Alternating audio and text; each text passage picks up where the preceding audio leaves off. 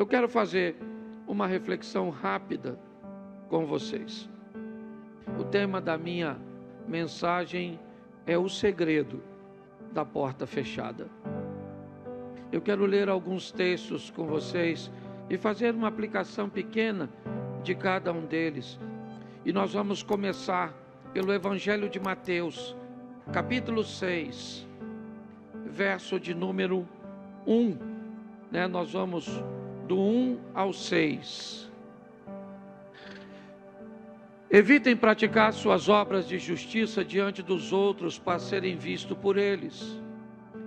Porque sendo assim, vocês já não terão nenhuma recompensa junto ao Pai de vocês, que está nos céus. Quando, pois, você der esmola, não fique trocando trombeta nas sinagogas e nas ruas, como fazem os hipócritas, para serem elogiados pelos outros. Em verdade lhes digo que eles já receberam a sua recompensa. Mas ao dar esmola, que a sua mão esquerda ignore o que a mão direita está fazendo, para que a sua esmola fique em secreto, e o seu Pai, que vê em secreto, lhe dará a recompensa. E quando orarem, não sejam como os hipócritas, que gostam de orar pelas sinagogas e nos cantos das praças para serem vistos pelos outros. Em verdade lhes digo que eles já receberam a sua recompensa. Mas, ao orar, entre no seu quarto e, fechada a porta, ore ao seu Pai que está em secreto, e o seu Pai que vê em secreto lhe dará a recompensa. Feche seus olhos. Senhor nosso Deus e Pai, em nome de Jesus, eis aqui a tua palavra. Continua falando conosco e usa-me como um canal de bênção nesta hora, pelo poder do nome de Jesus. Amém. Isso. O texto que eu li fala da importância de um ambiente secreto, de um ambiente onde a visibilidade, ou pelo menos o reconhecimento das pessoas, é muito baixo. Me parece que esse é um dos ambientes mais poderosos que um cristão, que um crente pode frequentar. Você vê que nós vimos alguns exemplos na recomendação do próprio Jesus, de como nós deveríamos nos esquivar de fazermos determinadas coisas e desejarmos o reconhecimento, seja dar esmola ou abençoar outra pessoa, oferecer a ela um donativo ou até mesmo a nossa oração. Todo o texto que eu li nos remete para um ambiente que Jesus fecha no verso de número 6. Quando ele diz: quando você for orar, entra no seu quarto e fecha a porta. De portas fechadas, você vai orar ao Senhor. Eu quero expor a vocês alguns textos hoje que mostram os ambientes de milagres feitos de portas fechadas, com poucos espectadores, com poucas pessoas tendo acesso. Coisas que aconteceram na intimidade, porque envolviam um grupo pequeno de pessoas, ou situações extremamente desafiadoras. A minha preocupação hoje está concentrada em não oferecer promessas cujas quais Deus não irá cumprir, não porque não pode fazê-lo, mas simplesmente porque não disse que faria. Quando entendemos ou encontramos esse ambiente, que poderíamos talvez dizer de tão fechado e escondido, poderíamos chamá-lo do esconderijo do Altíssimo, aquele ambiente onde ele é dividido por você e Deus, ou talvez alguns dos seus, onde você vai tratar de coisas dificílimas, de situações extremamente desagradáveis, que podem variar de problemas financeiros, problemas de saúde, paixões inadequadas. Mas um ambiente frequentado por poucas pessoas, um ambiente restrito, restringir o acesso. A palavra porta aqui não necessariamente, né, deve ser vista como aquilo que nós reconhecemos hoje como porta, mas aquilo que pode restringir o acesso, dizer quem é que vai participar ou não. É isso que eu quero que você observe, porque eu sei que muitos de vocês estão aqui há muito tempo, buscando coisas desafiadoras, certo? Difíceis, pelo menos é difícil para você. E talvez o cansaço, a exaustão já esteja tomando conta de você.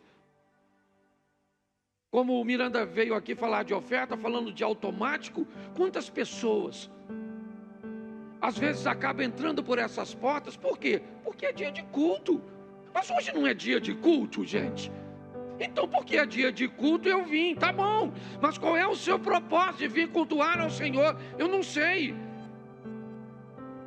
Ou então eu me tornei um pedinte espiritual. Todas as vezes que venho, certo? Minha mão está estendida para que Deus possa agir em meu favor. É muito mais do que isso.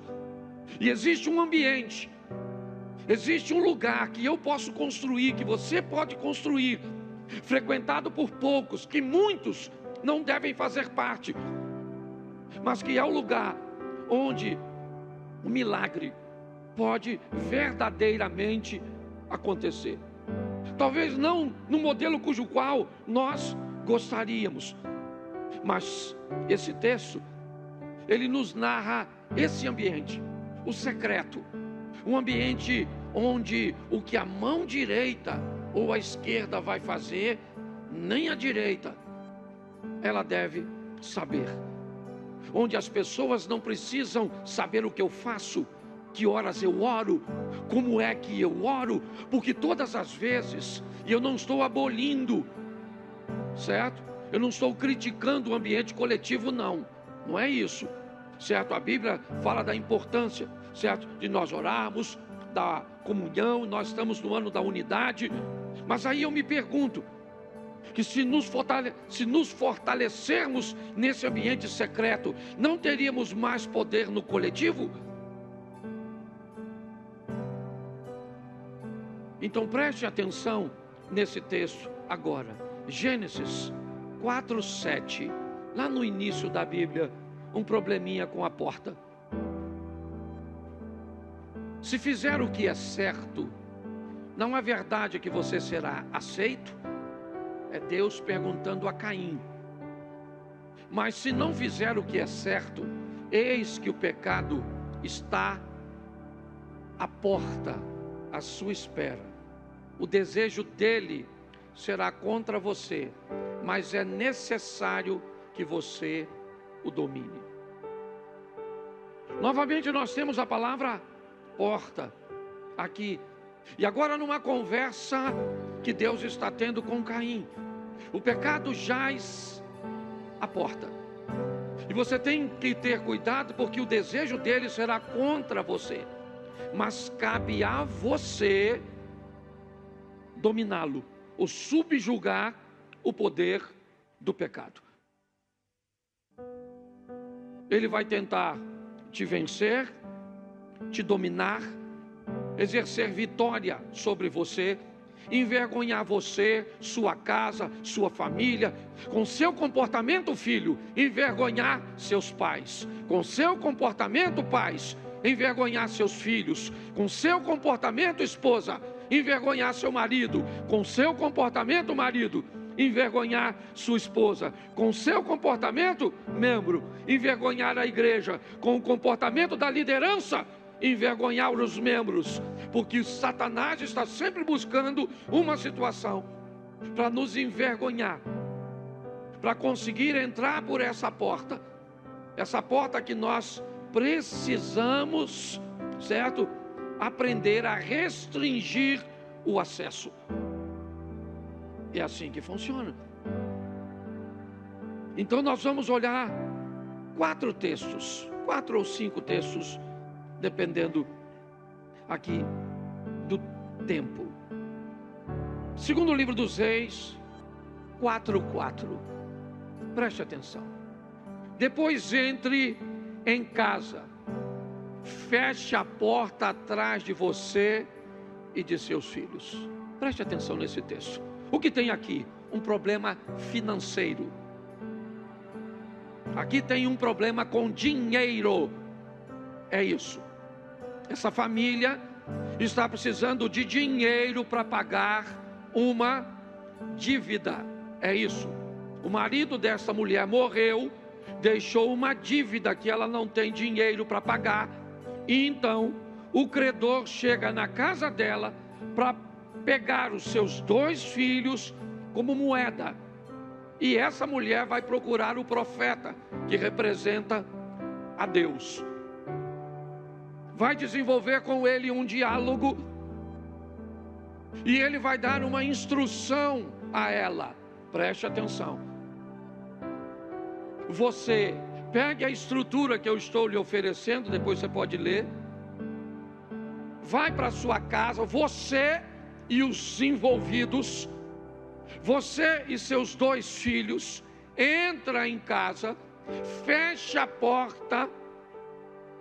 Olha só, porque vocês precisam entender que o que vocês vão viver, o que vocês vão procurar, o que vocês vão experimentar tem a ver apenas com vocês.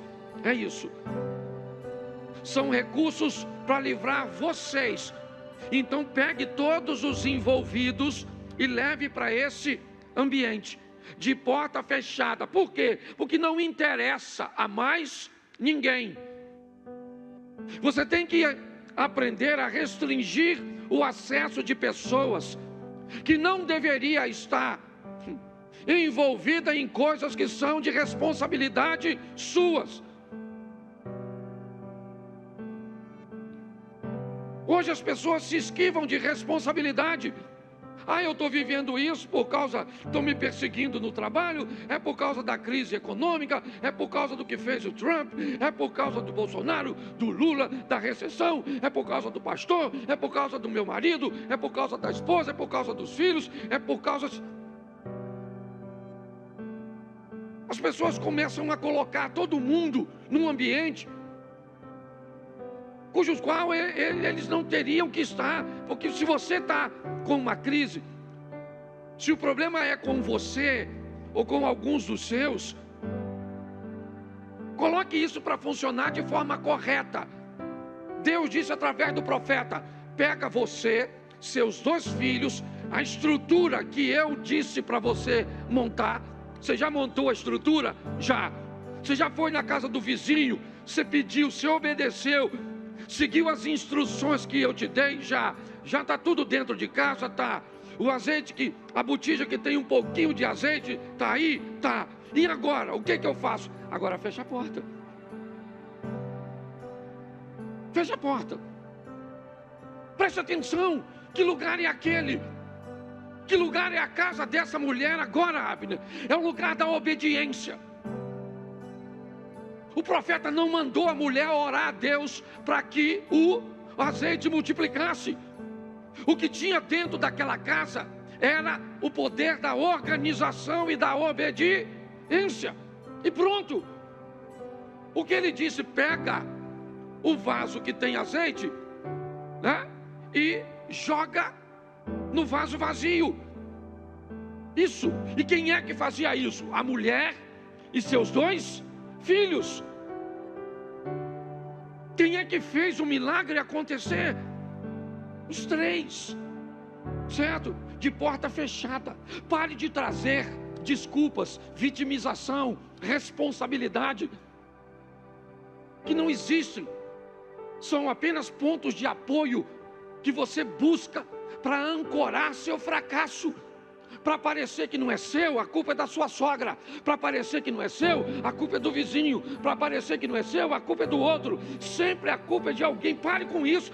Feche a porta, tira dessa casa, tira deste ambiente todo mundo que não faz parte disso, e se prepare para viver com Deus responsabilidade e obediência, o sobrenatural.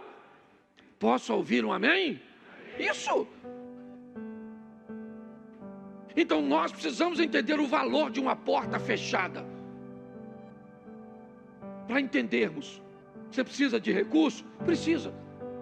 Pessoas podem te ajudar? Até podem, mas não querem ou não estão nem aí para o seu problema. Então tá bom. Nem todo mundo tem esse tipo de problema. Nós vamos olhar outros. Mas é importante você entender a responsabilidade que você tem e o poder da obediência. Obedecer. Organização e obediência. E responsabilidade. Tá bom. Ah, o que você tem em casa? Eu não tenho nada em casa. Calma. É isso que ela diz. Eu não tenho nada na minha casa. Calma. Você tem uma casa, você tem 2 filhos, você tem saúde, você tem uma série de coisas. Então pare de dizer que não tem nada.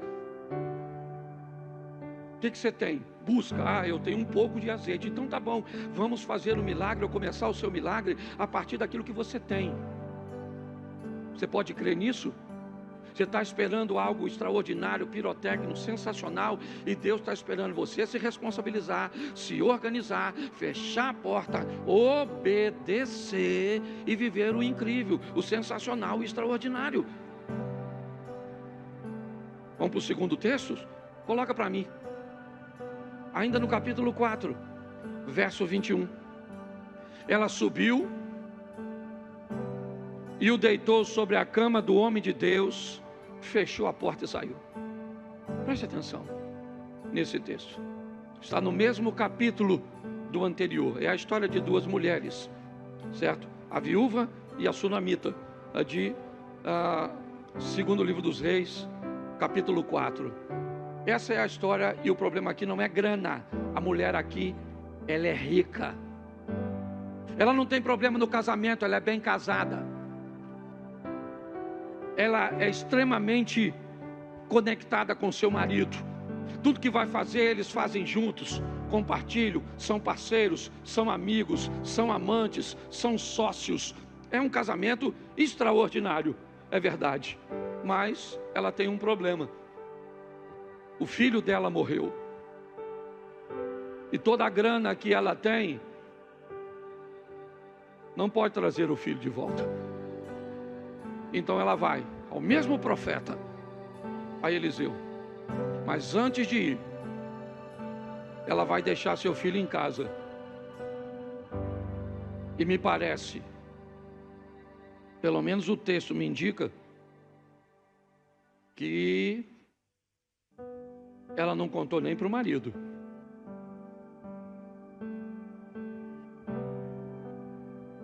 Ela não contou para o marido, provavelmente porque o dia que Eliseu disse que ela ia ficar grávida, o marido não estava. Só chamou ela na porta. Então ela sabe que a responsabilidade é dela. Ela chama o marido e diz: eu preciso encontrar. Manda preparar um jumento para mim. Manda preparar um transporte, porque eu preciso falar com o profeta. Ele diz: hoje não é sábado nem lua nova. É o que o marido diz para ela, o que indica que provavelmente ele não sabe o que está acontecendo, porque ela fechou a porta, botou o filho morto na cama e fechou a porta. Olhe isso. Lá dentro tem um problema que ela vai resolver com o profeta lá fora. E aquele problema não interessa a mais ninguém. Ela chama a responsabilidade para si.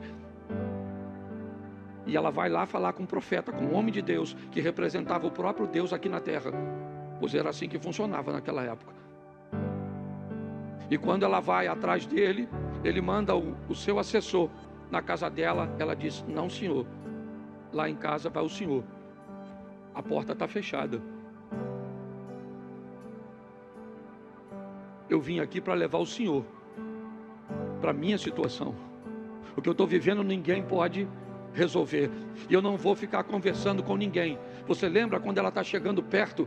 Eliseu diz para Geazi: vai lá e pergunta a ela o que está acontecendo. E ela perguntou: vai bem contigo? Vai bem com teu filho? Vai bem com teu marido? E ela respondeu o quê?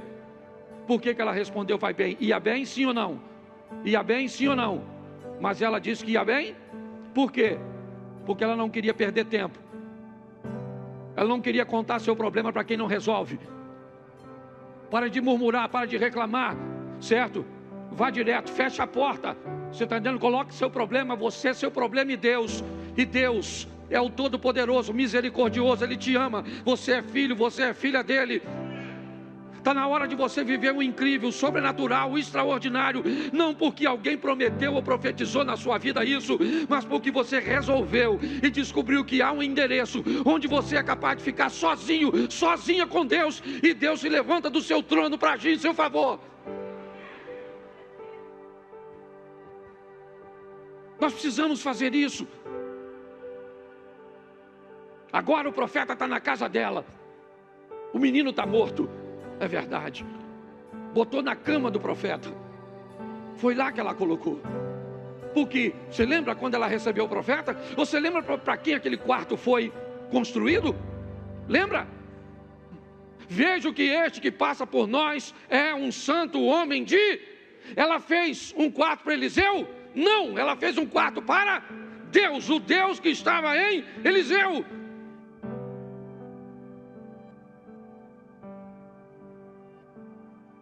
Está na hora de nós tomarmos posse daquilo que Deus nos concedeu. Uma intimidade. Um ambiente íntimo. Onde você pode sentir a presença de Deus, saber que Ele está ali. O Espírito Santo está te ouvindo, agindo, movendo nas coisas pequenas. Ele pode resolver coisas que envolvem dinheiro, sim. Já vimos isso no texto anterior. Mas agora não. Agora é aquilo que o dinheiro não pode resolver. Nós precisamos entender isso. O poder da porta fechada. Da porta fechada, não tem problema. Você quer orar no monte, ore. Você gosta de orar num montão de gente, você gosta. Faz o que você quiser, mas aprenda uma coisa. Um ambiente onde está você e Deus é o mais poderoso para você. Para você. Tá certo? Então se fortifique nesse ambiente. E depois você pode compartilhar. Não tem problema nenhum não. Mas é importante você entender isso. Vamos para o terceiro texto? Marcos 5:37. Jesus não permitiu que ninguém o acompanhasse, a não ser Pedro e os irmãos Tiago e João. Jesus fecha a porta ao ir para a casa de Jairo, o chefe da sinagoga. Jesus acaba de desembarcar em Cafarnaum. E ao descer em Cafarnaum, Tabita, ele desembarca e o Jairo vai abordá-lo, chamando para que Jesus fosse à sua casa. Eu preciso que o senhor dê um pulo lá na minha casa. Então Jesus está envolto numa multidão. O que tem na casa de Jairo? Jairo mesmo disse: minha filha está morrendo. Minha filha está morrendo e Jesus está aqui e está indo para a minha casa. O que o pessoal vai fazer? Nós vamos lá para vermos isso. Então não tem nada de errado nisso. Todo mundo quer ver o que vai acontecer, até porque é o influente chefe da sinagoga. É Jairo. Jairo vai perder o cargo, vai perder tudo por causa disso. Ele não vai ser mais o chefe da sinagoga, porque se humilhou a pedir ajuda para o filho de um carpinteiro. Mas ele não quer saber. O que está em jogo é o futuro de sua família, é a sua filhinha. Então ele vai. Quando Jesus está próximo à casa de Jairo, porque é bem pertinho, muito mais, Jesus desembarca aqui, provavelmente andou até a Praça da Mantiqueira, certo? 50, sei lá, 70 metros, a casa da sogra de Pedro, as ruínas da sinagoga de Jairo, certo? E também Jairo não deveria morar muito longe dali, é tudo muito próximo, né? Quando você vai olhar tudo isso. E de repente Jesus diz: não vai todo mundo comigo não. Jesus fecha a porta, não uma porta física com uma fechadura, com uma dobradiça, não, ele fecha a porta de acesso. Ele diz: não vai ninguém. Ô Jairo, avisa aí, ó, da minha turma só vai Pedro, Tiago e João. Eu resolvo com a minha turma, você resolve com a sua. Então dessa turma aqui, ó, eu fechei o acesso. Preste atenção. Agora não é uma porta física, não. Jesus está proibindo o acesso, dizendo: eu não quero que esteja comigo num ambiente pessoas que não têm nada a ver com aquilo que eu vou fazer. É isso. Ele está afastando dele um bando de curiosos, de pessoas que não têm nenhum envolvimento, que não têm responsabilidade nenhuma. Você consegue entender isso? É muito importante que nós eliminemos essas pessoas, removemos ou venhamos a remover o acesso dessas pessoas à nossa intimidade, às nossas demandas. Jesus disse: não vai, só vai comigo Pedro, Tiago e João, e pronto. E os outros discípulos não vão, e acabou, não vão. Jesus fechou a porta para alguns que ele achava que não deveria estar lá. Tem gente demais frequentando sua vida, tem gente demais frequentando sua intimidade, tem gente demais participando de coisas da sua vida que não deveria participar. Isso está consumindo você, isso está atrapalhando, e pior, muitos não estão notando. Jesus vai para a casa de Jairo? Vai ressuscitar a filha de Jairo? Sim.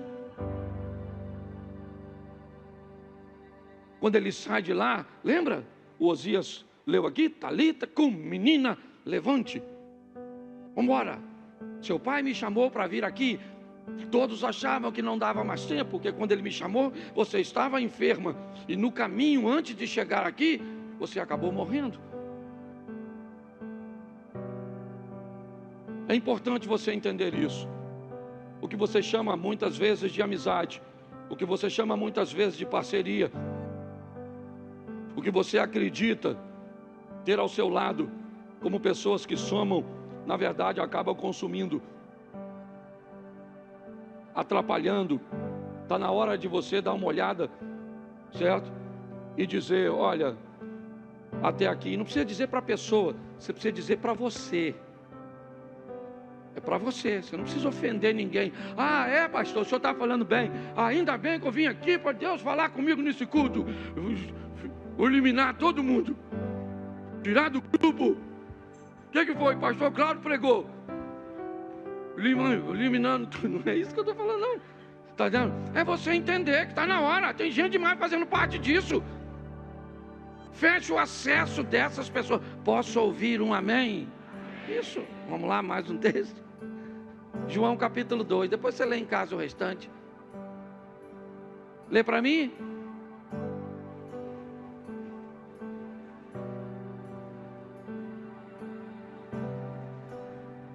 Isso. 3 dias depois houve um casamento em Caná. Eu gosto muito dessa passagem, porque ela me dá a ideia de uma porta. Ok? Aqui eu não tenho uma porta explícita, mas ela me dá a ideia de uma porta que divide 2 ambientes. Um ambiente que nós queremos que todos vejam, e um ambiente que nós restringimos o acesso. Quando está tendo uma reuniãozinha na sua casa, com gente que não tem muita intimidade com você, você já notou que você procura manter essas pessoas na sala, onde normalmente a almofadinha está legalzinha, a cadeira que estava quebrada, você levou lá para outro lugar da porta, porque o pé estava meio bambo, certo? Normalmente, se o sofá tinha, já sentou naquele sofá que parece que tem que vai levar você para outro planeta? Certo? Alguém vai botar alguma coisa ali para dar uma disfarçada, porque ali é um ambiente onde todos vão, mas do outro lado é um lugar de pouco acesso. Eu gosto dessa passagem, porque tem alguém que me parece aqui, me permita aplicar desse jeito, que frequenta os dois ambientes. Maria é alguém que atravessa a porta e pode ir lá ver onde está a bagunça, certo? As garrafas PET vazias, o saco de lixo, a louça, mas ela também vem aqui fora, onde as coisas estão acontecendo. Aquela porta estava fechada para muita gente, e deve ficar, mas não estava para Maria. Maria era alguém que podia ir lá e vir aqui. Por quê? Porque ela era alguém que estava comprometido com o todo. Maria vem aqui, olha, as coisas estão acontecendo, mas vai lá e diz: esse vinho não é suficiente para ir até o final. Então, o problema é de quem está celebrando a festa. Não. Eu gosto desse texto porque ele me expõe a uma divisão de um ambiente onde eu preciso escolher e ter pessoas que possam ir e voltar, mas que possam me dizer, porque preste atenção, qual é o problema que nós enfrentamos hoje nesses ambientes? Vou te dar um exemplo. O Abner fez algo de errado, as pessoas falam comigo. O Sidney fez algo de errado, as pessoas falam comigo. O Isley fez algo de errado, as pessoas falam comigo. Certo? Se eu faço algo de errado, as pessoas falam com o Abner. Ou seja, qual é a grande questão? Nós estamos precisando de gente que esteja comprometido com o todo. A maioria de nós estamos muito comprometidos conosco. Eu vou te falar o que está acontecendo, mas se alguém perguntar, não fala que fui eu. Mas eu só estou falando porque eu quero o bem-estar da igreja. Pô, você está de brincadeira.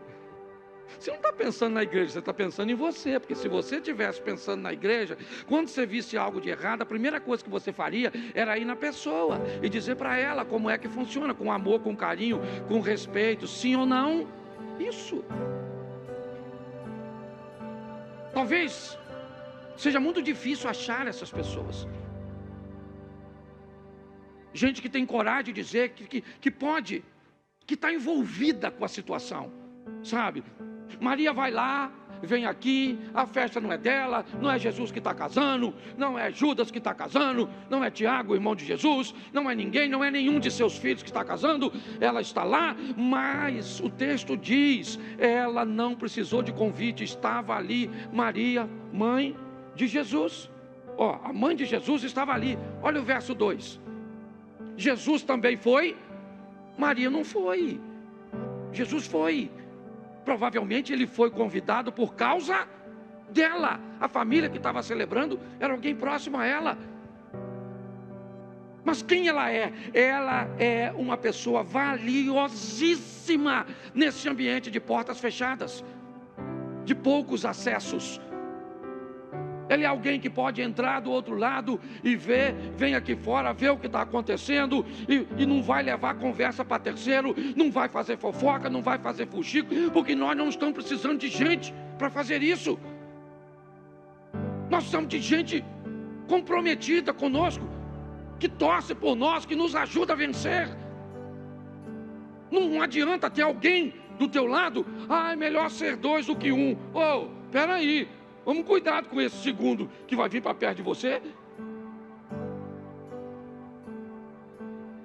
O que nós precisamos entender aqui é que precisamos restringir, ou pelo menos selecionar, sabe? Ela é tão selecionada que ela não precisa de convite. Ela é alguém de casa, ela é alguém de perto. E quais são as qualidades de Maria nesse ambiente? Ela é alguém que pode frequentar a minha intimidade, pode saber quem eu sou, pode saber como eu fico nervoso, quando eu fico nervoso, pode saber quem eu sou, certo? Nos meus negócios. É alguém que sabe. E mesmo há um tempo atrás, eu não estava bem, eu tinha chegado de viagem, e eu cheguei no trabalho, no sítio, e eu vi algo que não me agradou. Eu precisava usar, eu tinha uma ferramenta e eu tinha 5 baterias para essa ferramenta. E quando eu fui usar essa ferramenta, nenhuma das 5 baterias estavam carregadas. E aí, eu não estava bem, eu me explodi. Eu explodi, fui grosso, fui ríspido. E aí o rapaz que trabalhava comigo no dia seguinte pediu para ir embora, com toda razão. E eu achei que ele tinha razão de ir embora,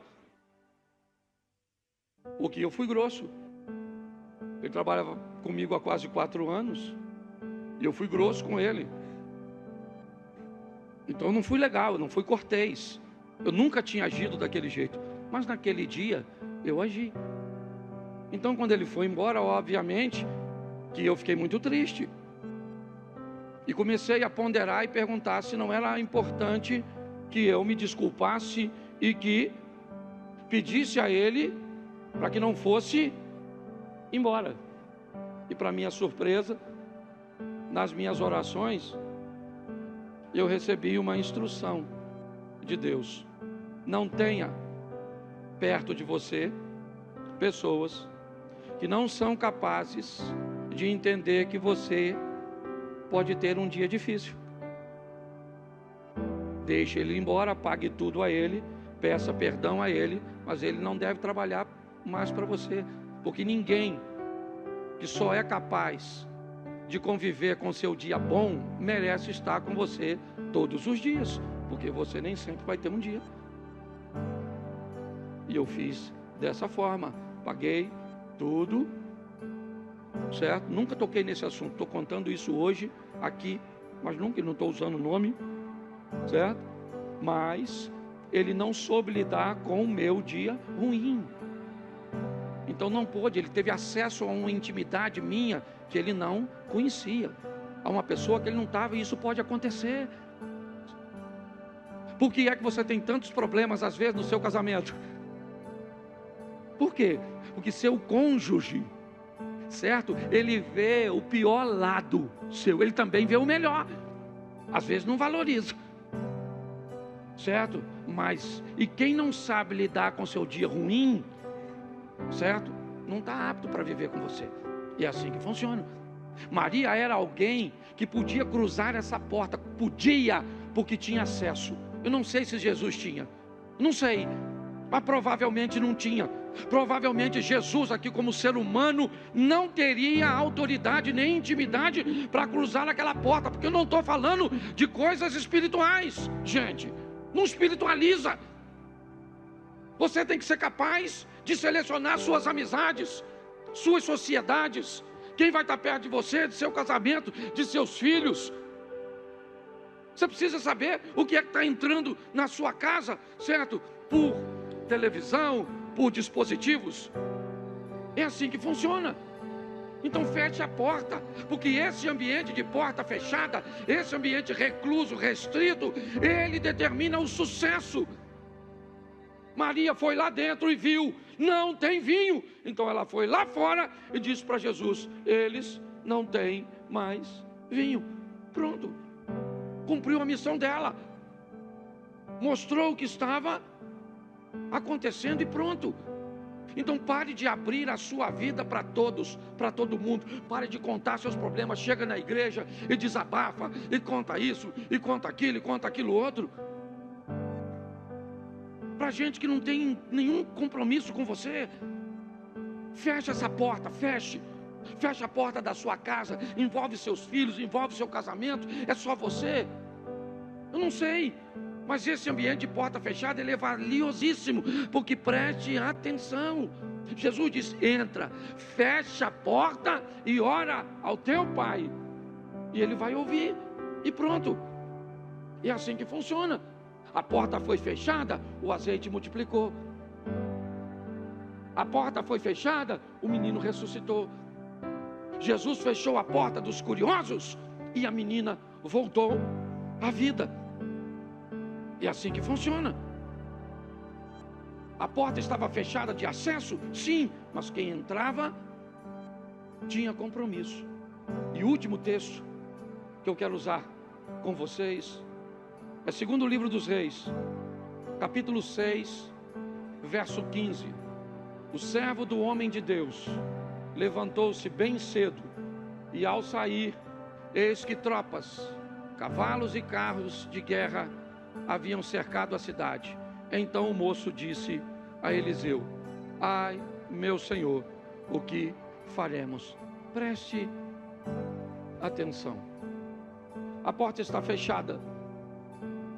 O exército da Síria havia cercado Dotã, a cidade, o lugarejo onde Eliseu estava. Dentro da casa tem duas pessoas: um jovem aprendiz e um experiente profeta. Dentro daquela casa tem duas visões: a visão imatura de um menino que ainda está aprendendo a lidar com as coisas, e um homem amadurecido, forjado ao lado nada mais nada menos que do profeta Elias. Esse é Eliseu, um homem forte, firme.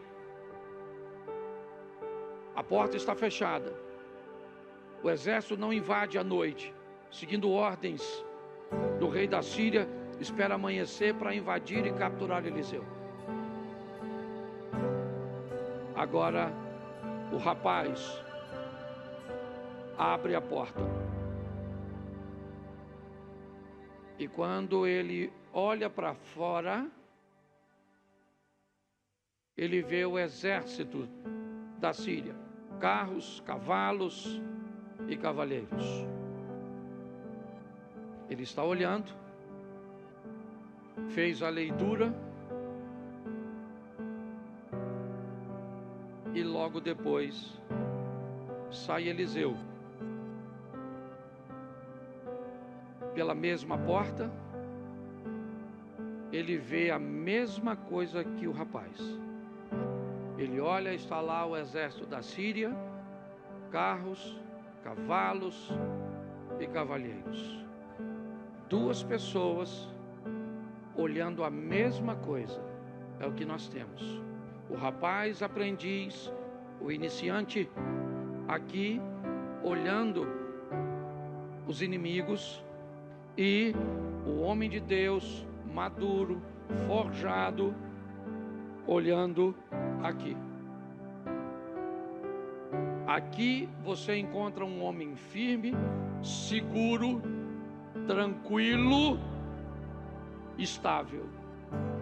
Aqui você encontra um menino desesperado, achando que não tem mais o que fazer, que tudo acabou. Os dois estão olhando para a mesma coisa, para o mesmo lugar, e estão vendo coisas diferentes. Qual é a diferença entre as duas visões? A experiência, o relacionamento, a intimidade. Nós temos a visão de um menino ou de uma menina, a visão de uma menina sobre casamento, uma menina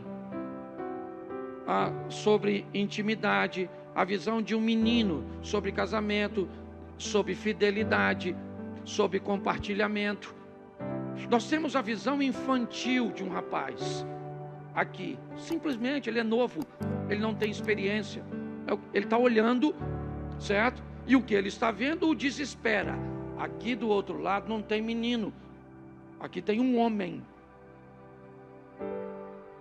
Um homem que vai olhar para o casamento como homem e não como um menino olha para casamento. Aqui tem uma mulher, né? Me permita, que tem uma mulher firme, forte, uma mulher de Deus, olhando para a situação, como estão seus filhos, como está sua situação financeira. Aqui tem uma menina. Então a situação é a mesma, mas quem enfrenta são duas pessoas diferentes. Então a reação aqui, quando essa porta se abre, determina o que vai sair lá de dentro. E aí vem a pergunta: quando o exército cerca a sua casa, a sua vida, e você sai, quem é você? Você é Geazi ou você é Eliseu? Você é um homem de Deus ou você é um menino? Você é uma mulher de Deus ou você é uma menina? Pare e pense. Será que você, Eliseu, não olha para seu filho com 12, 13, 15, 8 anos, 17, 19 e não é capaz de reconhecer, Eliseu, que esse menino não é Eliseu, ele é Geazi, ele é um garoto que ainda tem muita coisa a aprender, que precisa de você? Será que você não consegue ver isso, mulher de Deus? Que essa menina é uma menina, é verdade? E você quer que... Como é que funciona? Você vai continuar olhando o dinheiro como um garoto, como um menino? Você vai continuar olhando sua vida com Deus como uma menina, como uma garotinha? É isso? Então é isso. Se alguém fizer alguma coisinha na igreja, você quer ir embora? Então se as coisas não acontecem como você quer, se o modelo não é o seu, você quer ir embora?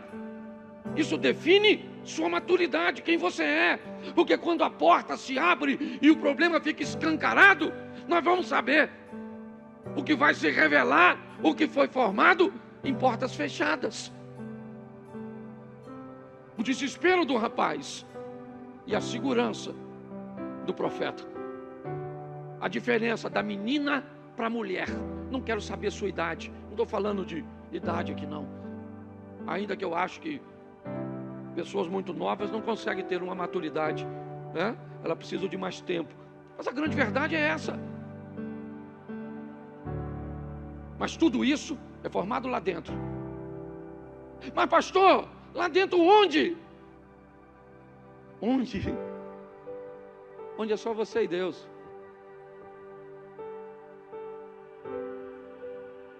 É só você e Deus.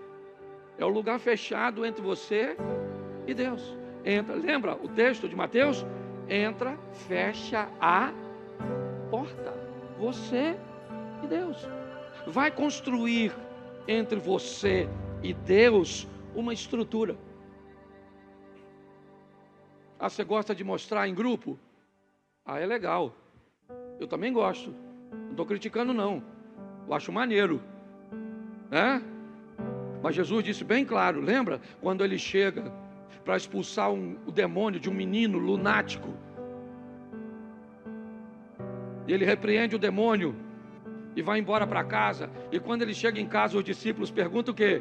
Por que é que o Senhor pôde expulsar e nós não podemos expulsar se nós usamos o método que o Senhor nos ensinou? Jesus disse, isso é fácil de dizer. É porque esse demônio que estava nele aqui não sai por aquilo que você está fazendo agora, faz por aquilo que você fez ontem. Você consegue entender isso? Então está na hora de uma igreja que entra no seu quarto, que dobra seus joelhos, que conversa com Deus na intimidade, E que tudo isso, fica tranquilo, o que você vai fazer lá na sua intimidade, inevitavelmente vai reverberar na luz, porque aquilo que é feito lá, a Bíblia diz que ninguém pega uma lâmpada e coloca embaixo da cama. Mas hoje as pessoas, ou muitas delas, não tem nenhuma, e pior, utilizam as suas preparações e os seus modelos para determinar a espiritualidade dos outros.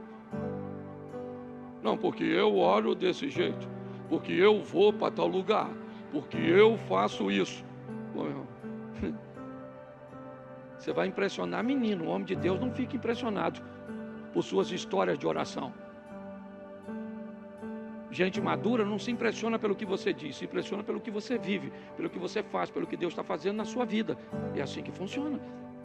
Então nós precisamos, por quê? Porque eu sei que tem gente que já está cansada. Eu estou aqui há 11 anos, vamos fazer 12 agora. Eu já estou acompanhando gente há um tempão. E eu vejo como as pessoas são gente boa, vão morar no céu, brother. Mas vão sofrer pra caramba aqui. Então os dois estão olhando para o mesmo lugar. E o garoto se sente, por que ele está desesperado? Porque na ótica dele ele está sozinho. Ah, meu Senhor, o que faremos? O homem de Deus está lá, com cara de paisagem.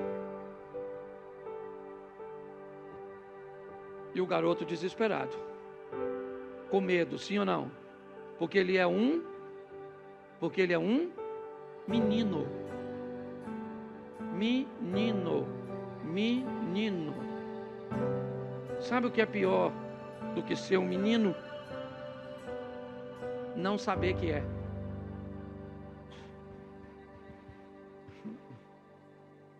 Você sabe uma das coisas mais poderosas de quem lê e de quem estuda? É o reconhecimento de que não sabe basicamente nada. Por isso continua lendo, por isso continua estudando. Porque quanto mais você sabe que... Agora preste atenção. Quanto menos você sabe, mais você acredita que sabe. Por isso que a tendência do burro, e me permito usar essa palavra agressiva, é ficar mais burro, porque ele pensa. Por quê? Porque ele pensa que sabe. E quem sabe, sabe que sabe alguma coisa, mas que ainda tem muita coisa para saber. É assim que funciona. Então, olha só, é a maturidade. O garoto está olhando e Eliseu está olhando. Mas quem é o garoto? O garoto é o aluno do Eliseu. Para de tremer, garoto. Frouxo. Foi isso que Eliseu falou?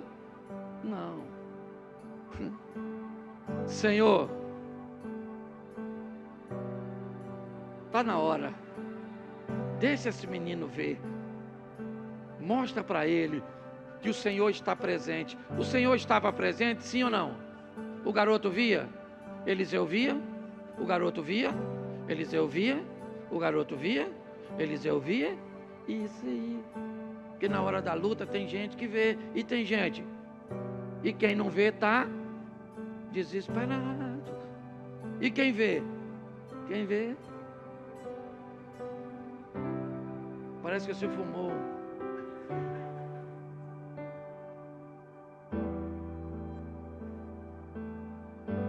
Está tudo jóia. Deus está no controle.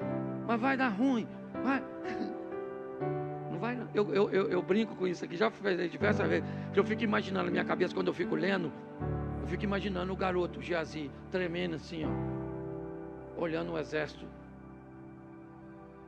Eliseu era baixinho, ele era gordinho, calvo. E o garoto, eu imagino o exército olhando para os dois. Pensa, o garoto está com medo de morrer, e Eliseu provavelmente já morreu, porque não tem nem reação, certo? Eliseu E aí eu gosto quando Eliseu ora: Senhor, pensa o garoto tremendo, pensa assim. E Eliseu fala: Senhor, abra os olhos deste moço para que ele veja o quê? O que eu estou vendo, o que um cego não pode guiar outro cego. Entendeu? Abra os olhos deste menino para que ele... E aí ele olha, gente. E quando ele olha, quem ele vê? Deus, na figura de um exército para proteger os dois. Sim ou não? O exército já estava ali? Sim ou não? Então fala para quem está do seu lado: Deus já está contigo. É você que não está vendo. Geazi, fala, Geazi. Estou até chamando por ele, né? Provavelmente não era ele, mas estou usando o nome dele que é mais conhecido. Tá? Então, Deus está com você. Agora você tem que ver, restringir o acesso, que às vezes é tanta gente na sua vida que você não está vendo. Estão roubando sua atenção. E aí Eliseu ora. E quando Eliseu ora, o menino vê. Agora o menino parou de tremer, provavelmente. Deve ter falado: estava aí antes, Eliseu. Não estava vendo não, pô. Por isso que você estava tranquilo. Os carros, cavalo de fogo. Caraca, mano. Que isso, hein, Eliseu?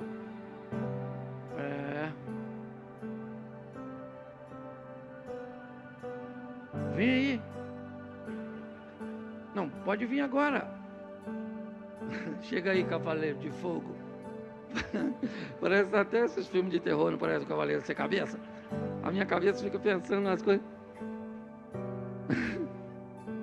Só Jesus. Um dia eu vou esclarecer isso na glória. Eu vou querer saber como é que era esse negócio. Pensa. E pior, olha só, Eliseu agora faz o seguinte: Senhor, abra os olhos dos meninos. Deus abriu? Abriu, sim ou não? E olha o que Eliseu fala agora: agora, Senhor, fecha os olhos desse exército. Ó, orou para abrir de um. Isso até é dono de ótica. O cara preocupado com a visão. Tá certo? Escute só. Agora eles continuam enxergando, eles só não têm um entendimento. E sabe onde Eliseu conseguiu tudo isso?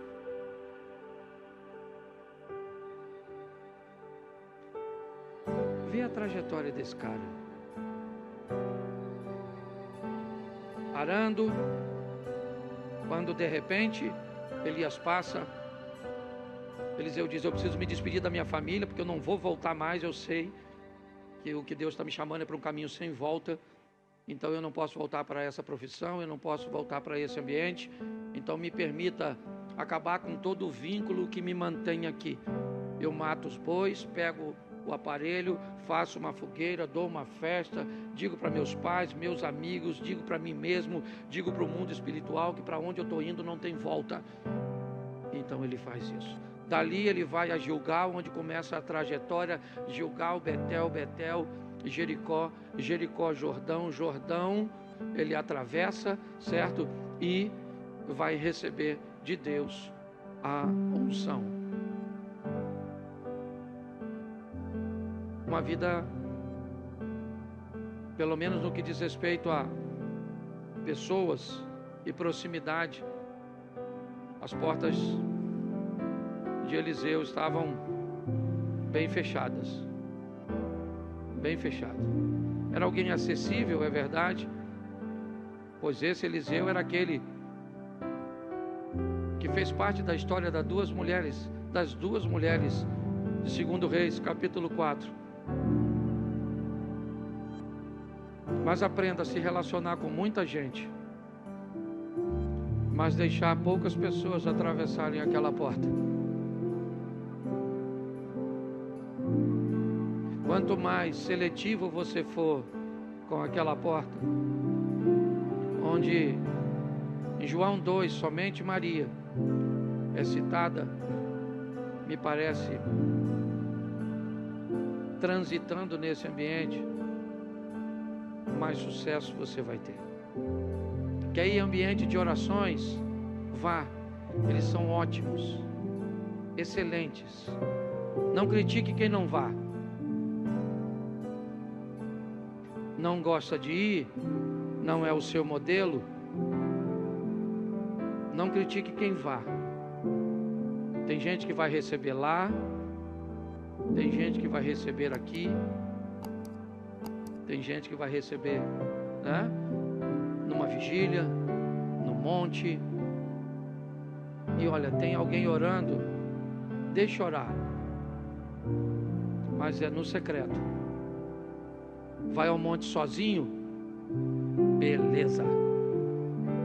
Criou aquele ambiente que é só seu, é o seu quarto. Tem esse momento, porque é Ele que tem sustentado as pessoas, que eu tenho visto. Termino aqui: 1000 cairão ao teu, 10.000 à tua. Então preste atenção nesse texto. Bom, 10.000 cairão ao meu lado, ou 1000 cairão ao meu, lado, 10.000 à minha. Então preste atenção. Se esse texto está junto, e 1000 cairão ao teu lado, e 10.000 à tua direita, isso significa que 1000 caiu para que lado? 1000 caiu para que lado? 1000 cairão ao teu, 10.000 à tua, mas você, preste atenção. Na Bíblia, a esquerda e a direita têm um grande significado. Os que estão à direita, principalmente sentados à mesa na hora da refeição, eram pessoas, quanto mais próxima da direita para a esquerda, mais honra se tinha.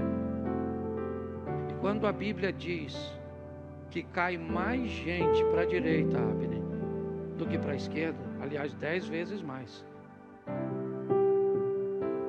1000 caem à minha esquerda. Ou seja, aquelas pessoas que nós esperamos que realmente que caia, que vemos que tem uma vida que às vezes não é das melhores, elas estão caindo para a esquerda. São as pessoas que, aqui me permita, estão afastadas, estão distantes, estão sem um norte. Mas tem muita gente caindo para a direita. Tem muita gente na igreja caindo. Tem muita gente na fé caindo. Esse é um alerta para nós. Por isso, nós fazemos parte de que grupo? Do da direita. Eu não estou falando de política, certo? Aqui no texto, porque hoje tem que ter cuidado. Nós fazemos parte aqui. E aí o texto diz que tem 1000 caindo aqui para cá, com pecado, com prostituição, com uma série de coisas. Mas tem muita gente caindo para cá, gente, para a direita. Mas a promessa é de que nós